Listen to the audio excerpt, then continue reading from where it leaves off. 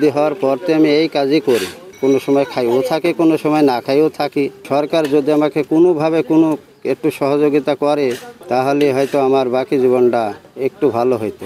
বাল্যকাল থেকে মেধাবী আকরামুল, যে কোনো কাজ হাতে ধরিয়ে একবার শিখিয়ে দিলেই অনায়াসে করতে পারে সেই কাজ।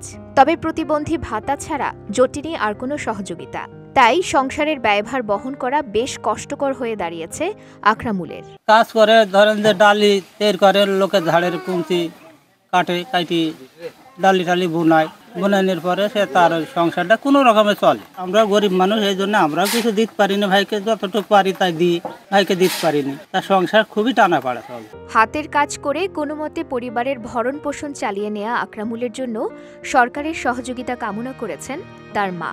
হামজারা হয়েছিল, হামজারা হয়ে তাতে পেটে বিষ হয়েছিল, বিষ হয়ে থাইলি ওই রকম ভালো থাইলি, আল্লাহ ভালো ছেলে আরাম হয়ে গেল।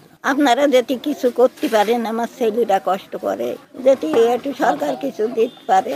এদিকে একটি ঝুপড়ি ঘরে পরিবার নিয়ে বসবাস তাদের। সরকারিভাবে একটি ঘরের ব্যবস্থা হলে পরিবারটি একটি আশ্রয় পেত বলে জানান আকরামুলের স্ত্রী। সরকার যদি একটু আমারে ঘর দিত সাহায্য, তাহলে পরে আমাদের একটু ভালো হতো।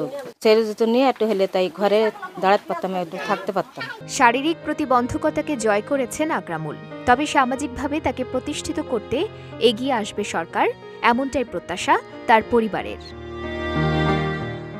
বিজয় টিভি নিউজ ডেস্ক।